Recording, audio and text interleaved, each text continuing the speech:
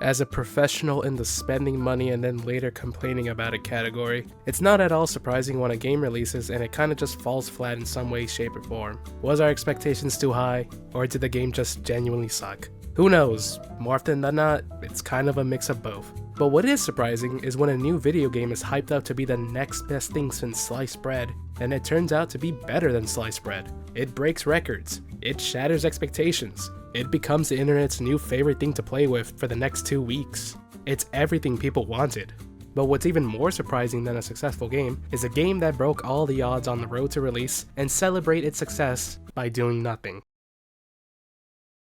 Despite it being an established industry for the better part of 6 decades by this point, and one that has seen countless of proven examples over those decades that showed publishers what worked and what didn't, the game industry is one that has managed to feel like it's constantly moving forward while also stubbornly being stuck in time, especially in the past handful of years. For every game that feels like it's breaking the mold, there's about 4 other titles that follow it, that all manage to feel like they would have been better off releasing 5 years earlier. Is this just a simple over-exaggeration that only hyper-focuses on a select few genres? Yeah, but it's one that's slowly poisoning all genres. Game development is needlessly overcomplicated as it's ever been.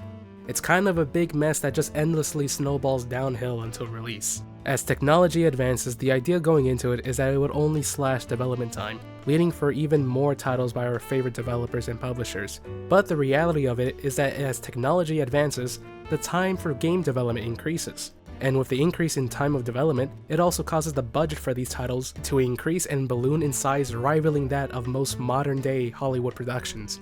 What used to be an industry that was ran by nerds who designed games they wanted to create and play, has now been replaced by those of a business degree who are more focused in making money in the here and now without ever thinking of the long term. Who cares if in 5 years' time, hero shooters will be irrelevant and done to death by the entire industry? They're making money for the competitors in the now, therefore we need our own title in the genre to compete with as soon as humanly possible. Games are no longer seen as fun creative outlets, they are seen as long-term investments, a way to constantly get the consumer to spend more and more money past the initial asking price. Just like how the process of game development has evolved over time, the way how a company monetizes a game has evolved over time, from special editions to collector editions that came with physical goodies that were related to the game, to season passes and DLC that only bring the promise of future content without actually knowing what the future product would be. And now, monetization of video games have evolved into its final form, live services. A promise by the developer to take what was done in the past and offer it completely for free, offering stuff like skins or other digital content that would fund this endeavor, all coming with drastically varying degrees of success. Whether you like it or not, live services are here to stay, and they are seen as the way forward for video games to extend their longevity. The model has its upsides. A stream of additional content to the game is always a welcome sight to see, especially if the content is free. It doesn't split up the player base, and keeps the video game in the sphere of relevance for its fan base, and for people just mindlessly browsing through Steam. But with the positives, there's of course a lot of negatives. Insufficient amount of content, prices too high, this is kinda getting repetitive. Now a video game doesn't just have to worry about the fear of flopping at release, it needs to provide sufficient amount of post-launch content at a constant rate, or risk the game losing relevancy in the eyes of millions. The loss of a player base is a big blow on its own, especially for developers.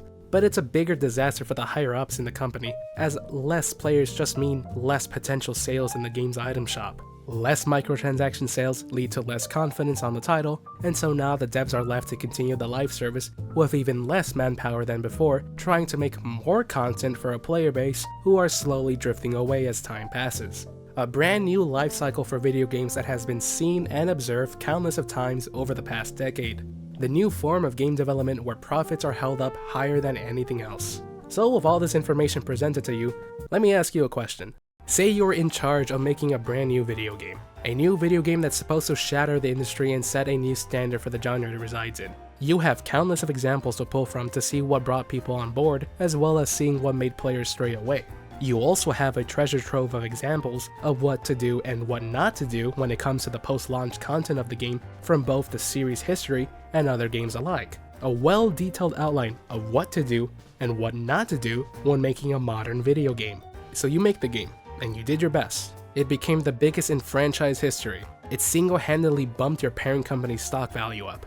But now comes the fork in the road. What to do with the post-launch seasonal content? With the world seemingly at your grasp and the entire gaming community behind you, what would you rather do?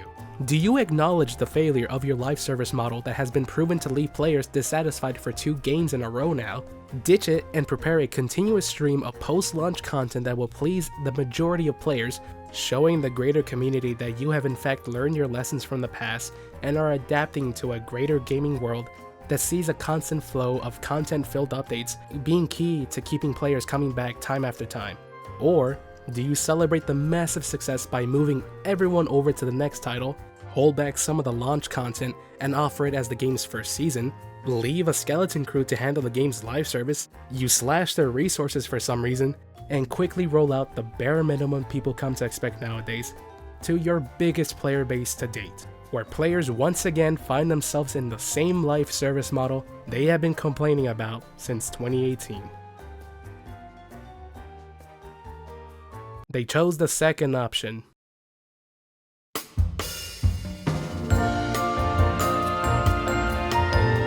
They say third time's a charm, and the Battlefield franchise has returned with its 3rd attempt at a live service model. Is this the attempt that will shut everyone up and please the masses? Or will this be another slow burn that will see players once again wishing to go back to the days where we paid an additional $50 for the promise of future content? Who knows, but time will slowly tell. Live services are a very hit or miss topic, with more misses than hits to account for. In recent times, I think the only couple of examples I could point to in my niche of gaming and say it's an actual good example of a live service are The Finals, Helldivers 2, and I think Arc Raiders, based on how my friends constantly talk about it whenever I catch them on Discord. Yeah, you have your Fortnites or your Warzones that have lived on for years, but those games are kind of a lightning captured in a bottle, releasing at just the right time to fully take advantage over the easily impressionable. Other games don't really have that advantage. Not to say that it's completely impossible. Every now and then you get a brand new video game that manages to steal the spotlight for a time, offering stuff that isn't seen in other titles, whether it be new mechanics or just existing in a pre-established universe. But again, that's the oddity and not really the norm for the most case. People tend to pick their comfort games and stick to them whether or not they actually like the game to begin with. Of course they'll venture out to see if the brand new video game on the scene is any good, but if it isn't, then that game is as good as dead to them. In the realm as saturated as the FPS genre, you rarely see people give something a second chance. If their first impression of something is nothing but ass, then it doesn't matter to them if it gets better down the line. If it was bad to begin with, then why bother going back when it's fixed? It's the mentality we have, and you cannot lie to yourself. Games in today's age are under the most amount of pressure the industry has ever seen. Not only do they have to worry about being good on release, but now they have to worry about keeping that momentum and immediately offering players a constant stream of content that has to please everyone under the sun. Battlefield is an old franchise. It's been around since the days of paid expansion packs and have survived long enough to see the modern age of live service content. A new age where they continue to embarrass themselves. To say Battlefield hasn't been struggling in this era would just be a flat out lie. Battlefield 5 released in the state that it did and decided to drip feed its content immediately, constantly pushing stuff further and further down the pipeline with an inconsistent stream of content that varied from multiple maps to just a handful of weapons releasing at once. Now of course it's important to note that it was their first attempt at the model. No one is expected to get stuff right the first time around, especially at a time where every studio was also giving their first crack at the model, leading for a weird transition period between paid content and the live service models we know it to be today. But the big question that came out of that experience was, did they learn anything from this? Well, if we look over to the next title, 2042 is a funny story that I'm pretty sure everyone else is well versed in. A fiery disaster that you just couldn't stop looking at no matter how worse it got, but one that affected the post-launch content as the majority of developers were moved on to the next game while the janitors at DICE were left off to fix the game and still provide post-launch content on top of that. So as a result of the lacking manpower, compromises were made. The originally planned 2 maps per season would be slashed down to 1 new map a season, while going alongside a launch map being remastered and the expected content like vehicles, weapons, and events to come along with it. But despite the setback, lessons were learned from Battlefield 5 seasonal content, as 2042 did release content at a steady pace throughout the first year of content, until they just gave up after they found success. Was it enough content? Fuck no, but even under the circumstances, you can still see there was still a genuine effort to improve where they can from their first go around. And now that leaves us with Battlefield 6. This game marks DICE's third go-around with the live service model for the Battlefield franchise, but this time, they had a successful launch.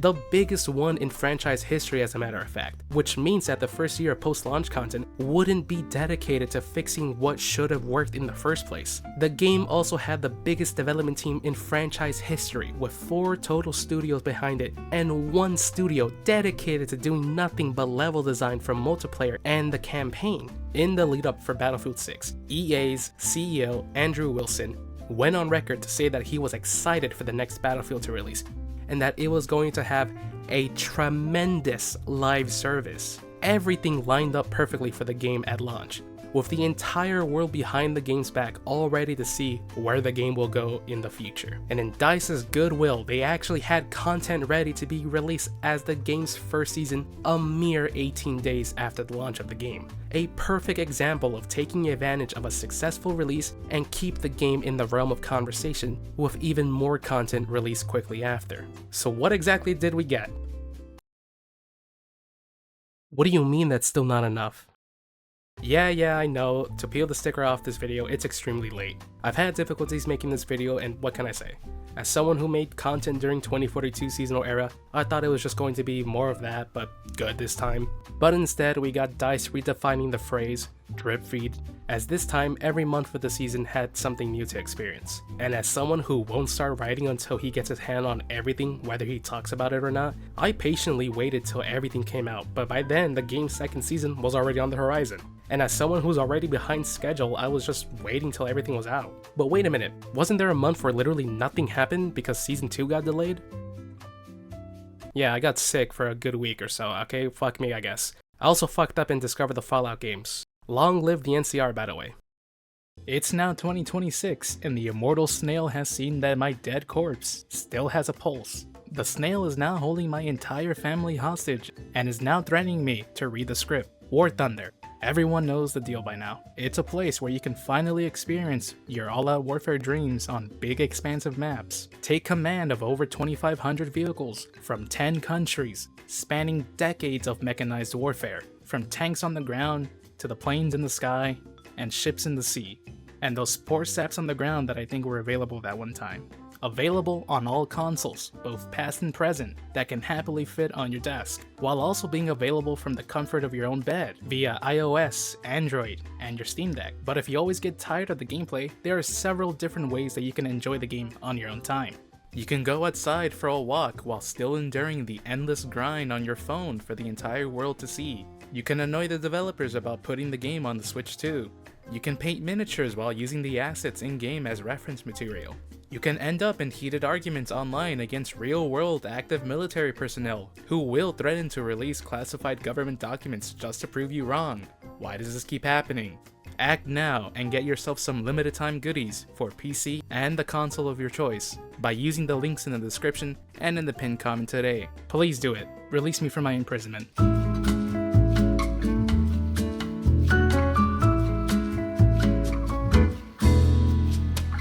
I just realized, the campaign video still hasn't released, so most of this isn't going to make sense if you didn't play the campaign, but trust me, you're not missing much.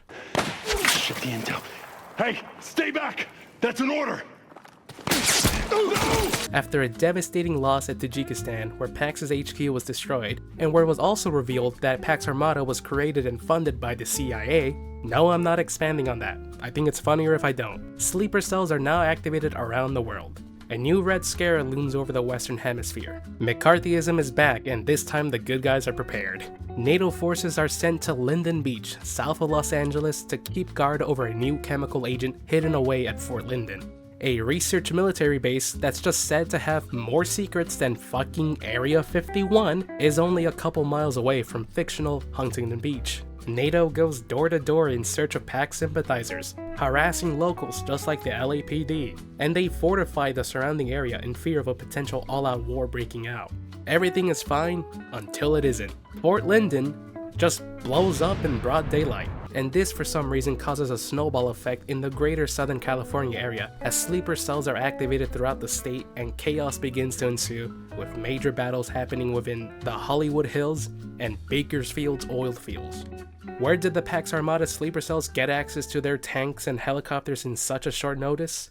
That's a good question. So anyways, as places around the state begin to evacuate, local militias start to pop up to take on the threat of their neighbors suddenly praising anti-NATO beliefs. The 323, a local militia made up of SoCal vets, is established and help the NATO forces to fight off the Pac's threat. But as NATO forces in the area are spread thin, Pax Armada takes advantage of the confusion and starts up an operation to take valuable information from Fort Linden. Anybody close to the area is called in to put a stop to it. And so California is ravaged by fire and ash once more. Did that make any sense to you? Who knows? New York and the freezing snow also links into it somehow, but for the life of me, I couldn't find the connection between these two events other than this ties back to Fort Linden somehow. To start off this tremendous live service, Season 1 was split up into 3 phases. Rogue Ops introduced Blackwell Fields. The Pax Armada forces invade the California desert to carry a shock and awe attack at a remote military depot used to assemble experimental weapons. Bakersfield has never looked so good. That's not a joke either, this shit is set in Bakersfield for some reason. Blackwell Fields ditches the base game's urban aesthetic to go back into the wilderness of a military installation out in the middle of nowhere. Yippee for variety. This Six Flag map also adds on to the game's selection of all-out warfare maps, bumping the total number of where everything is in play to a total of 4 maps in the game. Was this a mistake? We'll talk about that later. Alongside the map comes the brand new Traverser Mark II, a new ground transport vehicle capable of holding 4 people total. Yes, the driver is one of them. A great thing about it is that it's capable of being outfitted as a mobile support vehicle. With the integrated medbay, you are able to resupply friendly troops on the ground passing by them. A genuinely nice introduction to the vehicle lineup. The new weapons that arrived are the SOAR 300SC, the GGH-22, and the Mini Scout. But the crown jewel of the season for the suits and the streamers alike was the introduction of 2 brand new ways to play Battlefield. RedSec and Gauntlet. RedSec was Battlefield's big return to the realm of Battle Royale. Brought to you by the minds over at Ripple Effects, RedSec was designed to break up the status quo and be a new cornerstone for online gaming to come. And best of all, it was free to play. Gauntlet is the poor man's The Finals, fast-paced party mode where a team fight through different minigames to be the last group standing, both releasing alongside the start of Season 1. The second batch of content for Season 1 arrived a month later, with the California Resistance offering more of the same. Eastwood sees the Pax sleeper cells try to open and maintain a critical supply corridor for the main Pax Armada forces throughout Southern California. But NATO forces catch wind of this activity, and with the help of the 323, they send forces to intercept and put a stop to them. This 5-flag map sees players fighting amongst the rich and wealthy up in the Hollywood Hills, with one half of the map depicting a quiet neighborhood and the other half having one oddly placed, I guess, wealthy estate or something. I don't really know what I call it. It's not really a mansion, but both sides are stitched together by the centerpiece, which is a golf course.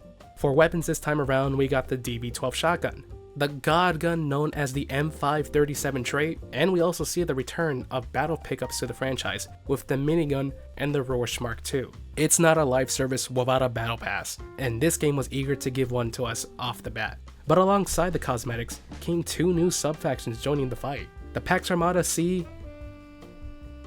How the fuck do I say that? Fuck it, their name is Squad 8 now. A group of highly trained sleeper cells who use the commotion of the main Pax attacking force to infiltrate an area and gather up any intelligence they can, while NATO sees the 323, a local militia of retired servicemen who take up arms once again when the Pax Armada comes knocking down their doorstep. Fun fact, the term 323 is the LA area code, aka those 3 numbers that appear at the front of every US phone number. I thought that was neat. 1 month later, we finally get our 3rd and final content drop for the season. And what do we get? Well, we got a reskin of a launch map. And an ice pick. What a glorious start to the tremendous live service. No, I refuse to count any of the limited time stuff as true content. I just don't care. Yeah, it's not a secret to say this season wasn't really received well by the player base. Was it because the content was lackluster at best? Could it be the maps were just bad? Or because the writing was now placed on the wall, showcasing to the player base the direction where the game was heading, one that poured all resources to their brand new star child, in the hopes the greater gaming community adopted it in the same way they adopted Warzone all those years ago? Well, the answer is all of the above. To start off the list of despair are the maps. Sure, would the overall sense of disappointment be present if the maps available to players were able to stand alongside the maps from previous games? Yeah, of course it would have softened the blow by a lot if they were. Too bad they didn't. A little fun fact about Blackwell Fields. It's a 2042 map. Yeah, a map set out in the oil fields of Southern California did not originate out of an idea of an invasion of the mainland US. It can actually be traced back as the original location for Battlefield 2042's Season 4 map, Flashpoint. Thanks to the Inside Battlefield podcast, we know that the original intention was to place the map in California, but that it didn't make sense for the seasonal narrative, so they switched it to South Africa in the middle of development. Don't believe me? Here's the clip. We don't have anyone from the narrative team here today, but what I thought was cool to share is that the map was originally set in California, but our narrative didn't really make sense to have the map there, so we started looking at different locations across the world that would be a very good fit for the map, and we landed in South Africa. Yeah, so there's no one from the narrative team here, unfortunately, so I'm going to speak for them. But essentially, we felt that the map would be better suited in more of kind of nature reserve style space. So we decided to change the location of the map to be a place called Richtersveld in South Africa to give it more of that kind of natural feel. Now, before I talk about the negatives, let me quickly talk about the positives. Okay, now that that's out of the way, this map fucking sucks. In my review of the launch of the game, I said that there wasn't a map that made me immediately back out at the mere sight of it. But silly me, I only had to wait 18 days to find that map.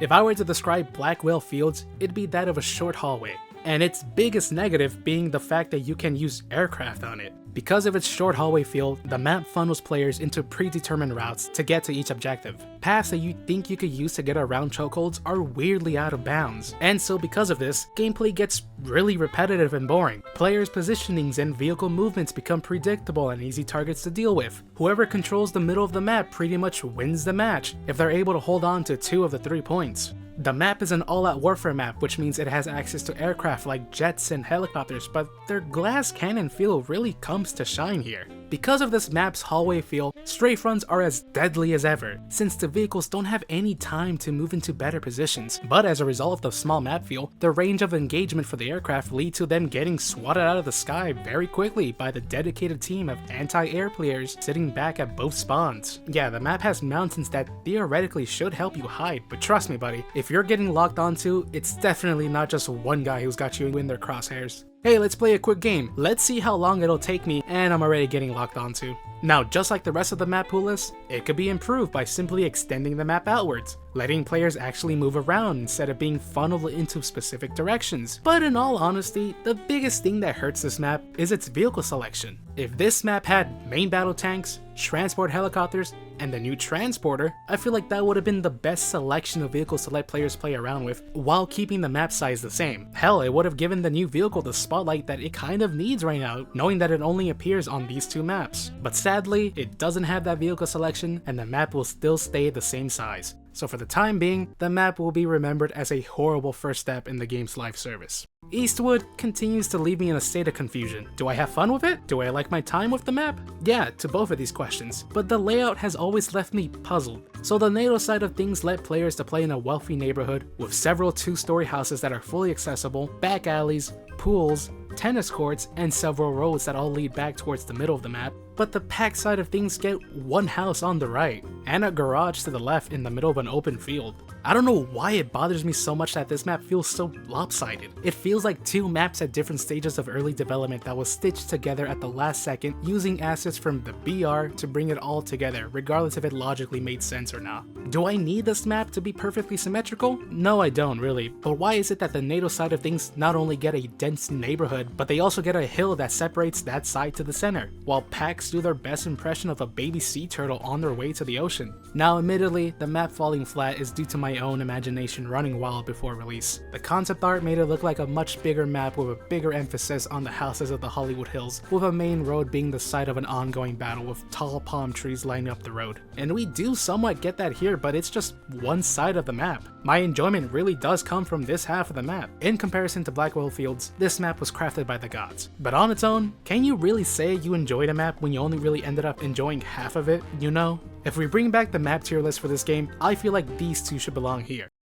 I think that's fair. The brand new weapons we got to play around with were average across the board. The new carbine was whatever, the new sniper was okay, the shotgun and this sidearm are kind of just useless compared to the other weapons in the game. There was a new rocket launcher somewhere in there that I'm pretty sure 90% of the community already forgot about, but continuing the trend that there's always one overpowered weapon in the season, that title was given to the other sidearm, the M357 trait. How the fuck did this slip through balancing? The community has pretty much adopted this weapon as their mainstay sidearm because it can literally out DPS most weapons at up close range. I'm not even joking about that. The battle pickups existed for a time and just left for a majority of the season, until returning back into the game for the last couple of weeks of the season, only to leave another time. Why did you do that? But it's not like their absence was missed. The minigun was just a minigun. Its recoil felt like I was always fighting against you, which I thought was the whole idea behind that, but strangely enough, they fixed it, making it more viable to use. But then after the fix, they just took it out of the game again.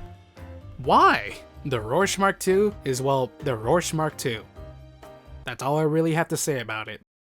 Jesus, how the fuck do I even start to talk about RedSec and Gauntlet? I guess I'll say that RedSec is the most basic battle royale there is right now, and that's both a positive and a negative for the mode. It's been obvious for some time now that EA has seen the Battlefield franchise as something that had the potential to break out into other emerging genres and succeed off name brand alone. They gave Battle Royale a try, and when that didn't work, they jumped onto another emerging gaming genre, the extraction shooter, gave that a try, and also failed. But despite these failures, EA has remained dead set on transforming the Battlefield franchise into a bigger brand of its own. One that, as developers said pre-launch, if you itch to play a certain game type, you wouldn't have to leave the Battlefield IP to experience it. And with Battlefield 6, they managed to squeeze out two new experiences, RedSec and Gauntlet. And of the two, I would say that Gauntlet is definitely the better experience to play around with. That's not to say that RedSec is bad at all. It has a very big and expansive map that makes me wish more of the assets will eventually find their way into the multiplayer. It offers mid-match challenges for your squad mates to seek and complete for rewards. The Ring of Fire is deadly, and it completely gets rid of the problem most BRs run into, which is people hiding in the storm and just pick you off in the last couple of seconds of a match. And it brings that distinct destruction system the franchise has been known for. But the problem for me, and I think a lot of other players, is that it's just too safe.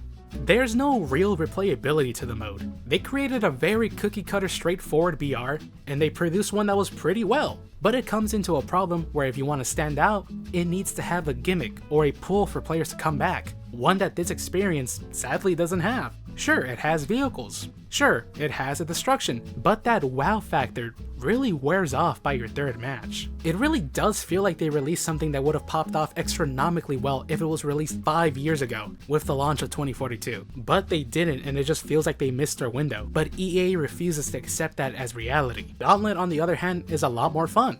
Describing it as being in direct competition with the finals is pretty obvious because yeah, that's the case, but the actual gameplay of it plays a lot more like party minigames, something akin to a WarioWare or Mindwave with its constant waves of varying game modes that can see you going from killing a squad the fastest, fucking around with satellite dishes, retrieving intel and extracting it, or trying to kill players in the tank the fastest. I like the variety of the game mode, and in my personal opinion, I feel like EA and Battlefield Studios should focus on this moving forward. But the sad thing is that, just like the Battle Royale, there's no real replayability to it. You play it for a couple of sessions and you pretty much experience all that it has to offer. Of course, you can have a fun time if you're playing with friends, but if you're playing by yourself, it's just not fun. How do you bring replayability to these game modes? Well, simple. You reward the player. The big problem with every battle royale in the market is that the only real reward is that satisfaction of you winning the round, but you're just winning bragging rights. There's nothing tangible to the victory. Let me win some points, like giving an actual reason to come back to play these modes every day.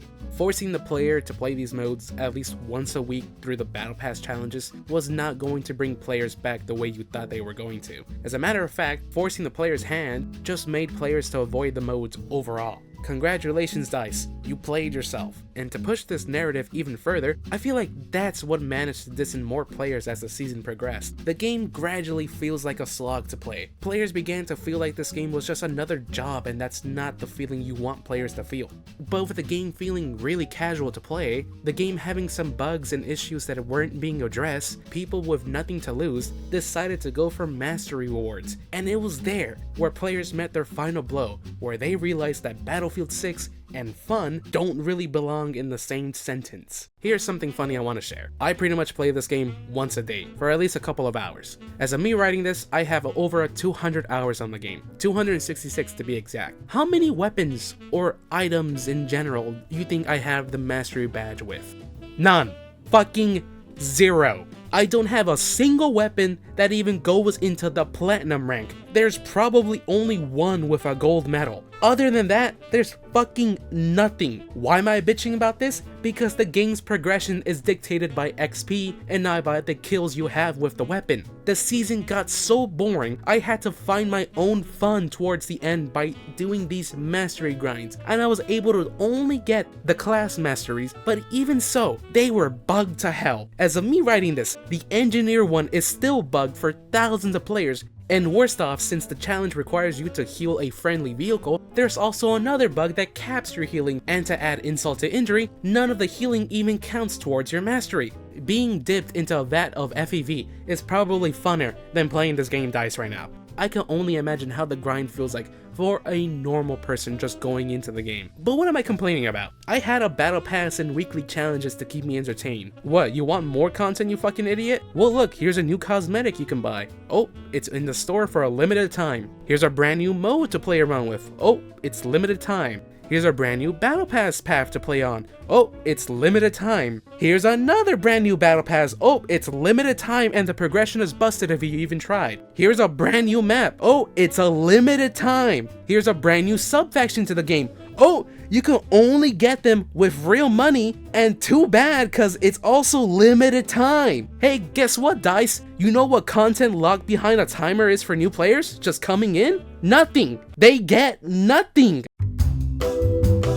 The launch of brand new seasonal content is supposed to feel like a big event. New content that comes in at just the right time, acting as a new coat of paint for the game that prolongs the shelf life for another 3 months or so. Depending the DLC pack, they can feel like brand new games on their own with the amount of content that's on offer.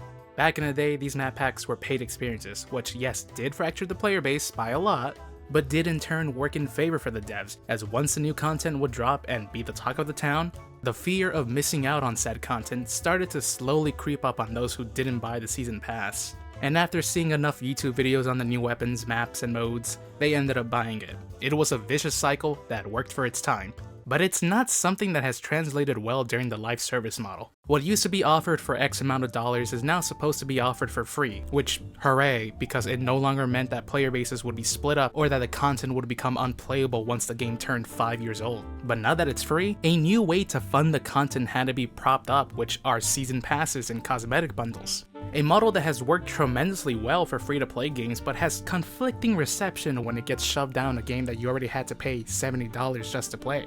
And it only gets worse when you see seasonal offerings we come to expect like maps, modes, and weapons get pushed to the side while the battle passes and cosmetic bundles be propped up in its place and waved around as the content you should get excited about. And then the final shot to the face is that the majority of the content listed in a seasonal drop coming with an expiration date never to be seen again past the timer, making an already weak offering even weaker when you see what actually remains in the game by the time the next season comes around. Congratulations EA and DICE, you have literally made a season of content be seasonal like the McRib. How the fuck did you do that? Season 1 of Battlefield 6 just came and went, and it felt more like a wet fart than it did a true season of content. The content we did get can't really stand on its own in any meaningful way. The weapons for the most part blended in with the rest. The vehicle didn't really have an impact to the game as it only appeared on these 2 maps. Congrats DICE, you have a game where there's no map where everything is truly in play. On top of that, the season didn't bring any vehicle fixes or any fixes to the general gameplay at all. You also kind of ended up lying with some of the patch notes as those updates just didn't have the fixes you said were going to be present. How the hell did we stoop this low? But hey, it's not like it could get any worse, am I right? Just look at the Battle Royale side of things and see how balancing for the main game actually has to go through RedSec first, contributing to the game more casual feel. Why? But hey, a season is supposed to bring the community together, and I'm pretty sure they at least remember that part of it, right? So they held a tournament with a $1 million prize pool that ended up just not happening for unknown reasons. I'm not even surprised anymore. I'm always excited for the launch of a brand new season, but season 1 kind of just felt aimless and all over the place. It's supposed to be part 2 of the invasion of the mainland US, but why does that feel like an afterthought in its own season? It's like they produced a lot of content that they thought would look cool, but then they forgot they had to tie it all together right before they pushed it out the door. Which is funny because this was all being made alongside the full development of the main game, so you would think this wouldn't have been difficult to achieve. The way how I see it, Season 1 will be most remembered not by the content it offered, but by the monetization model it introduced. A model that sees bundles upon bundles upon bundles be shoved down players' faces. Skins and entire units that not only would have tied the season together, were just locked behind an additional paywall with the horrible timer hanging over it. What EA and DICE are essentially trying to do right now is bring back that fear of missing out that successfully got players to purchase premium back in the day. Now that the content that normally would be behind it is now available for free, they now have to look out for content that players have been asking for. And for a game like Battlefield 6, players have been wanting for more skins to come in the game with more milsim feel to it. So they're taking advantage of this want from the players by offering these skins much more infrequently and at times at a higher price, making the purchases of these bundles much more likely because now the consumer has no idea when it'll return back to the shop, if it even return at all. But at the same time, what DICE and EA are struggling to figure out is that it's not what players are looking for anymore. What worked for you or your competitors years ago isn't going to work for you in the modern day. You are trying to sell skins to a community who can happily wear a base soldier skin to the end of time. Is there a skin here and there that piques people's interest? Yeah, of course. Anything that passes the rule of cool can always possibly get purchased. But you're pushing these type of skins to a fan base who want to just LARP as their favorite IRL faction or as their favorite gun YouTuber. Hell, made up pieces of equipment can look amazing, like the Spetnaz kit used in Modern Warfare 2. I don't see why we can't get stuff like this into the game, and less stuff like this. People would happily buy this, but it's just not what the studio execs think will be good for the player. What they think is best for the player are always the stuff we want the least. Which is funny because despite the years of data they can look to see what players liked and don't like, they will always fail to understand who their target audience is and how to properly sell stuff to them. And now more than ever, because while yes, you will always have the older audience who just don't care about skins to begin with, but now you're also dealing with a brand new generation of players who've grown up with all these limited time skins and events being the norm for video games, but as they grow up, they slowly drift away from all of that. And these companies are failing to realize that that's the real shift that's currently happening right now to the younger audience. As we get older, we tend to see our time a lot more valuable. Suddenly a 24-hour day feels like just 4 hours to actually do what you want to do, so we have to pick our time into things wisely. And when people are prompted to play X game on Y date to get Z reward, the likelihood of people actually spending their time doing that is not as high as you think, and it dwindles every day. Especially if Z ends up being another way for you to spend more money in a $70 game. It genuinely just feels like the game doesn't really respect the player's time like at all, especially when it's still, as of me writing this, riddled with gameplay bugs that makes the actual experience not fun to play. Like, why would I want to come back and play this for 2 hours a day? It feels like a chore to do so. Earlier in the video I said that a good example of live services done right was Helldivers 2. And you know, despite the constant nerfs and horrible balancing changes they make to that game, or the current drama that's happening because holy shit, the reason why I brought it up is because it kind of does respect your time. You buy the battle pass, and you're not told to complete it under a certain time period at all. You can take your time and play the game however you want to play, without the fear of missing out looming over your head. It's kind of crazy to look back to their previous games and see despite the whole battle pass being limited time, they had it all figured out there. A brand new season of content in 2042 was actually themed. New menus and music were showcased front and centered. It introduced new stuff that wasn't seen in the base game. New factions would be represented in the battle pass and also being in the item shop. Limited time modes felt like actual events, offering genuine brand new ways to play the game. And best of all, bundles in the game were not limited time at all. If you saw an item out of rotation, you could easily just go to whatever character, weapon, or vehicle it was assigned to, and buy it through that screen. And the funny part was that somehow 2042 was a lot more consumer friendly than Battlefield 6. Just like Battlefield 6, there were a lot of bundles that gave you a lot of items, but sometimes you only really want one item and you were allowed to just buy that individually. Why can't I do that in Battlefield 6? Why am I forced to buy an entire bundle instead of allowing me to just buy the item I actually want? How did you manage to make 2042 a much more consumer-friendly game? You made billions off of this game. How is your greed not satisfied yet?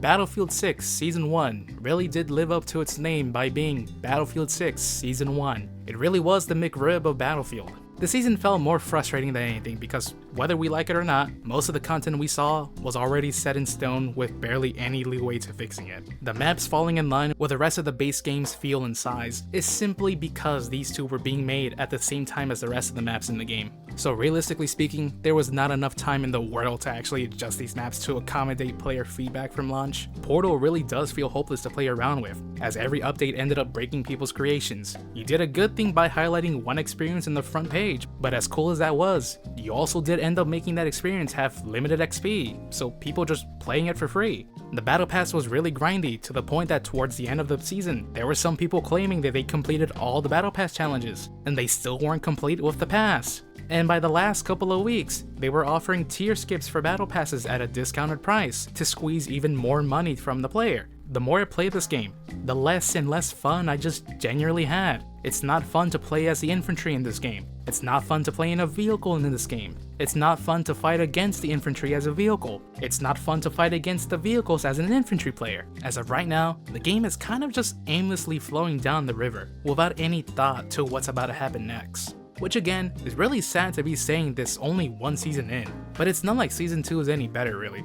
Yeah, we got a great map that I would say is on par with Cairo for me, and a new meat grinder that I personally believe will revive the player base. But season 2 was also suffering from an overall feel of just not being fun to play around with for any long stretch of time. This game just isn't a one more match type of game, which is crazy to even say because realistically speaking, it can be flipped around so easily. I know that maps are the biggest things players want, but I also know that of all things, it's the most daunting task to take on.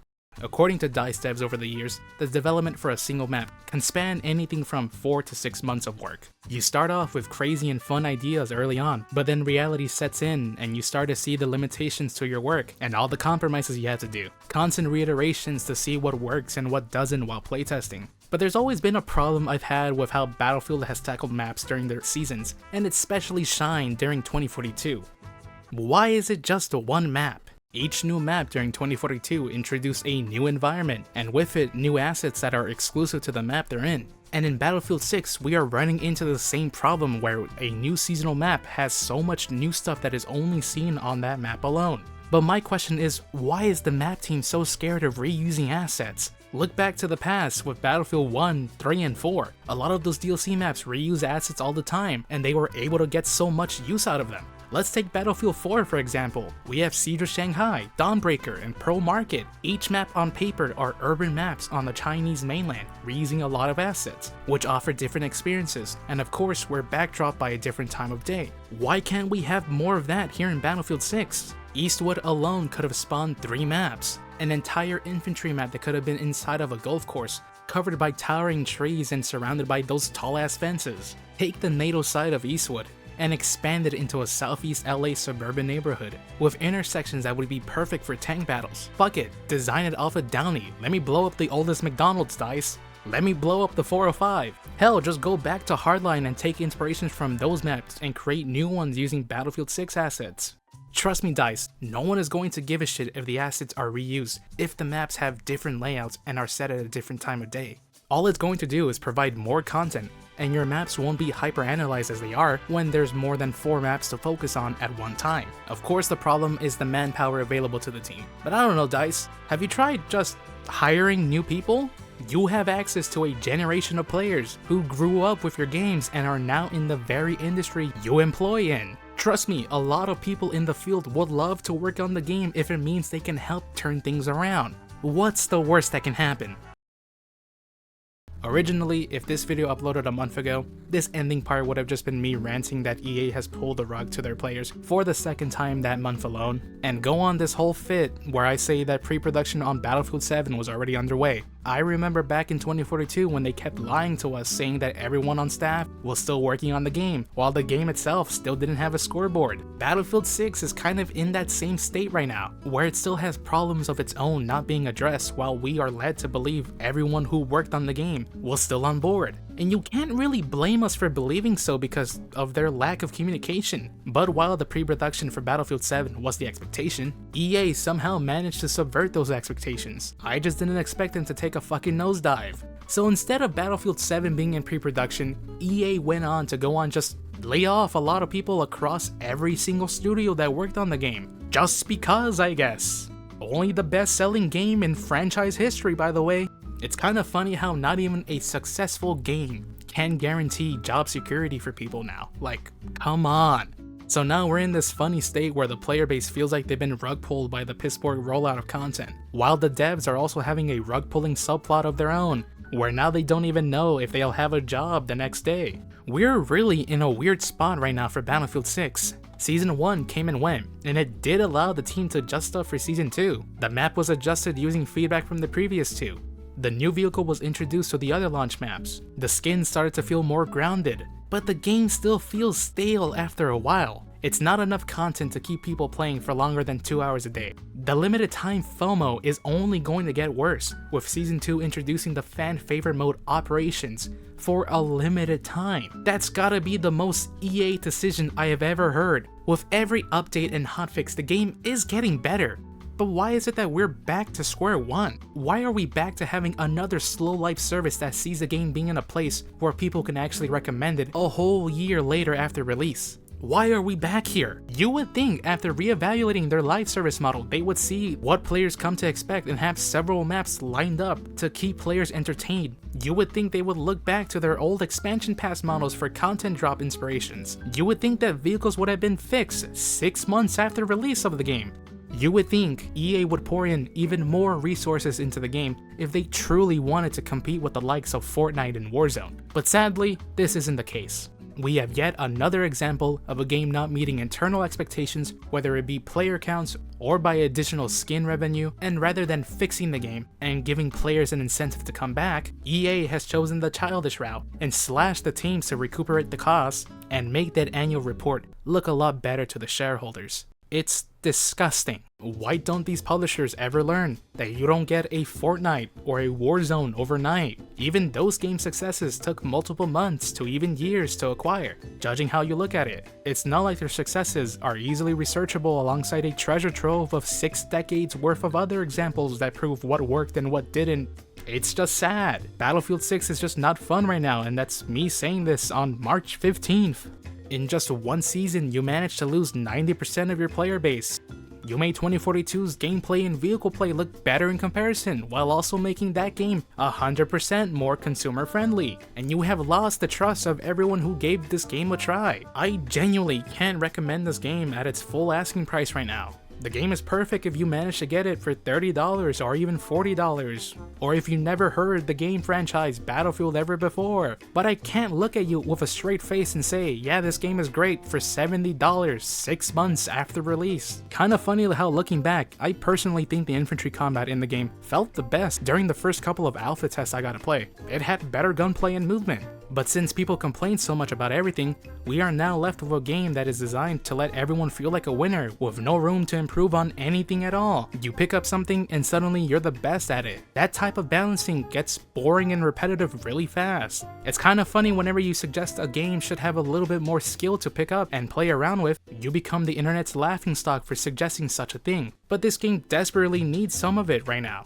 If a game is difficult to master, it doesn't deter me away, it just makes me play it even more to actually perfect the mechanics in the game. Even someone like me, who doesn't really like competitive games and just play casually while listening to music or anime on a second monitor, understands that you need some form of difficulty in a game for replayability. Other games in the franchise understood this. Why can't we have it here? Going back to Helldivers 2 for a second, right around the release of that game, the CEO of Arrowhead at the time said an amazing thing. A game designed for everyone is a game designed for no one. Something so stupidly simple, and yet it carries the weight of the entire industry at large. And it's something I hope the team at DICE moving forward takes some inspiration with future labs playtesting.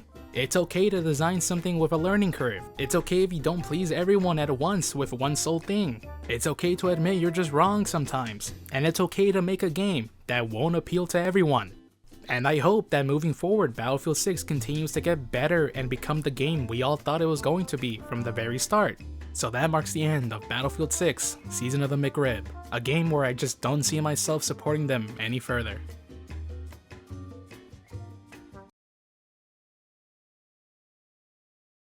The snail is now ordering me to remind the viewer that this offer is only available for a limited time for PC and console players alike. Please don't fucking shoot me, man.